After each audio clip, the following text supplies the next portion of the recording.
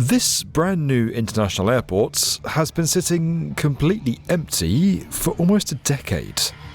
A ghost train runs once a day from the nearby city to keep the air moving. Its hotel has a skeleton staff dusting empty rooms and turning on taps to keep the water from going stagnant.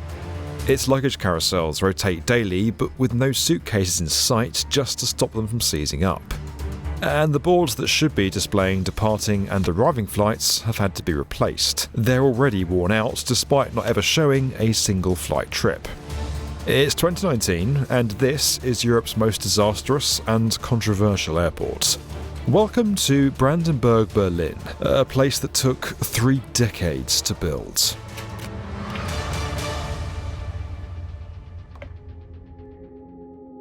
Hello from one of Europe's most controversial airports. This place has been in development since the 1990s. It took 14 years to build and its budget soared to over 7 billion euros. Welcome to Brandenburg Airport. This place has now been open for 5 years and is a thriving bit of aviation infrastructure.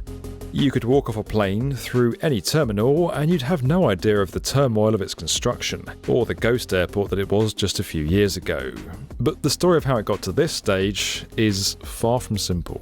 First conceived when the wall came down in 1989, the airport was supposed to be a symbol of a newly unified Berlin. Instead, it's become a symbol of modern Germany's over-bureaucratization and mismanagement. More than 500,000 faults were found back when it was supposed to be opened in 2012, including a fire safety system that didn't work and more than 170,000 kilometers of cable that had to be reinstalled. But what's often forgotten is that this disaster actually started out with an incredibly admirable goal.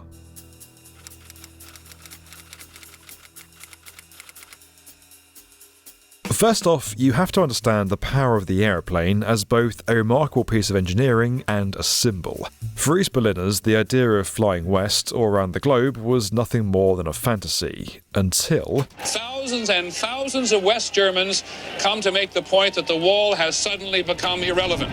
After the fall of the Berlin Wall and the reunification of Germany, the country had new problems to deal with, namely a population that had just doubled. What was once 2 cities became 1. That meant merging 2 disparate economies, 2 vastly different infrastructure systems, 2 governments, and 2 cultures. Many East Berliners lost their jobs, while many West Berliners viewed their counterparts as economic burdens. There was massive social division. The new unified Berlin wanted to become a hub for international travel.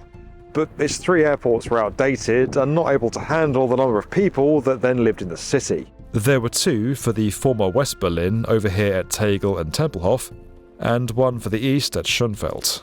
Running all of these smaller, outdated airports was pretty inefficient, so it was decided that a new world-class international hub would be constructed, comparable to those in Frankfurt and Munich. It would announce Berlin as a new power in Europe and as Germany's renewed capital. But perhaps most importantly, it would symbolise the reunification of the country. Berlin needed to be bound together, and this airport would do it. Now, 7 billion euros is no small amount of money, and the accountants keeping tabs on costs would have had to be razor sharp. But even if your budget is a touch smaller than several billion, working with numbers can make the strongest of stomachs queasy. If that's true for you, then you might want to check out today's video sponsor, Brilliant. Their hands-on learning platform will take you from a mathematical novice to someone who can build complex formulas with ease. But if you're already a maths whiz, you can upgrade your knowledge to business class with their lessons on geometry and spatial problem solving. It's not just numbers though. With thousands of interactive lessons available, Brilliant covers everything from programming and creative coding to data analysis and more. For the frequent flyers, rest assured, you can learn with Brilliant wherever you may be, whether you're wandering through the trendy streets of Berlin or 35,000 feet in the air. To try everything Brilliant has to offer for free for a full 30 days, visit brilliant.org/the B1M, scan the QR code on screen, or click the link in the description. You'll also get 20% off an annual premium subscription. But for now, let's get back to 1996.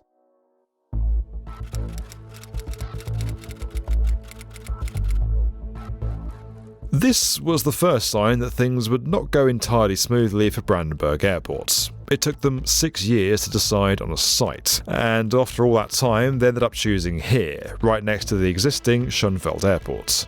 It wasn't until 2004 that this new airport was finally approved. The goal was to create a state-of-the-art new hub that could handle up to 27 million passengers a year with room for expansion. But further delays meant that construction didn't start until 2006, just in time for the financial crisis of 2007 and 2008. The global economic downturn made it very difficult to find a contractor to build and fund the airport, so they used public money. According to Martin Delius, a former Berlin city politician, those in charge decided to break the airport into lots of smaller contracts with different companies and people in charge of those different sections. They did that in an attempt to get lower prices, but what they ended up creating was a vastly complicated system with many heads that was incredibly difficult to oversee. Meinhard von Gerkan was brought on board to be the chief architect. He had designed Berlin landmarks like the Central Railway Station and already had one airport under his belt over at Tegel. He would essentially be replacing himself. Conflicts between von Gerkan and the politicians in charge came about almost immediately, the details of which were handily published in von Gerkan's tell-all book, in which he blamed everyone else for the airport's delays. Von Gerkan hated shops. He hated how airports were becoming giant malls. He hated, and this is a quote, passengers in his airport dragging around unwanted bottles of whiskey like a beggar. So he designed his airports to have as few shops as possible. But when the airport company eventually realised this, they insisted on adding new floors just for shopping. After all, they expected to make up to 50% of their revenue from retail. It's safe to say that von Gerkan wasn't pleased. Berlin's then mayor, Klaus Wowereit, insisted that departure gates accommodate giant Airbus A380 aircraft that were no longer in production by the time the airport opened. On the flip side, they didn't have any gates designed for the low-cost flight revolution that was suddenly taking over Europe. This again necessitated a last-minute redesign, as they only had the much bigger expensive jet bridges. All of these constant design changes led to unrealistic deadlines. There was too much to do, and what needed to be done kept getting changed at the last minute. All the while, the 2012 grand opening date loomed over them. They'd already pushed it back by a year, invitations had been sent out, and the press was waiting. They really couldn't delay again.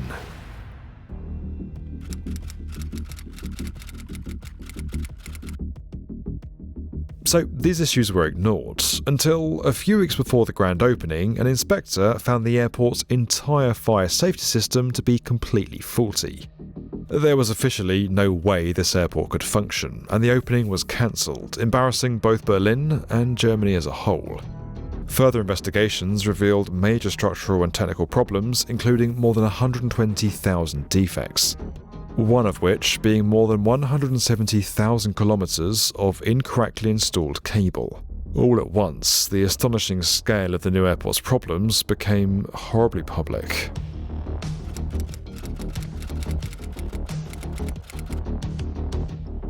Von Gerkan was fired, and following his departure, Hartmut Mehrdorn was brought in to manage the construction of the airport. As the former CEO of Germany's biggest railway company, Mehrdorn promised to finally deliver this project. He carried out his own investigation into the airport, and if you thought 120,000 defects was bad, you haven't seen anything yet.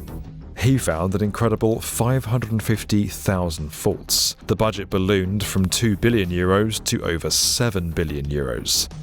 And it was at this point that many called for the whole thing to be scrapped, for the airport project to be started again from scratch. But the plane had well and truly left the gate. Far too much money had been spent already for the project to simply be abandoned. The years rolled by and more target dates were missed. The airport didn't open in 2013, 2014 or 2017. Which brings us back to 2019, where the airport sat unused and empty, waiting for planes that, it seemed, would never land.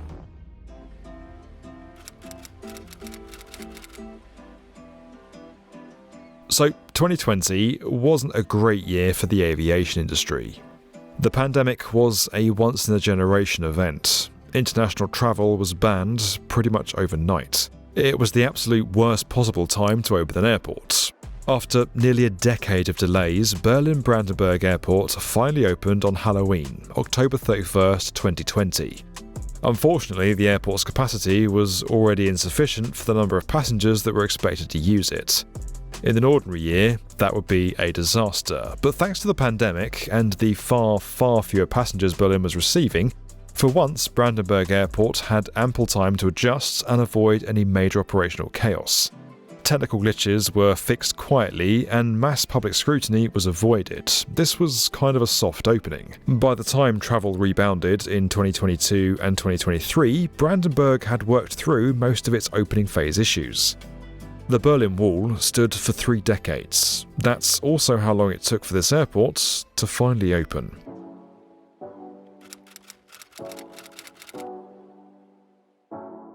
While Brandenburg continues to have its challenges, post-COVID its operation has been relatively smooth. The story of its construction is yet another reminder that major infrastructure projects are often built for future generations, not for the ones building them. Today, Berlin Brandenburg is thriving. It recently won the Airport Innovation Award in 2023, beating out rivals Vienna, Frankfurt and Amsterdam, and an audit by Skytrax awarded it 4 stars just this year for its efficiency and service quality. On top of that, it's now one of the first airports in the world to use AI in its operations for analysis of aircraft handling in real time.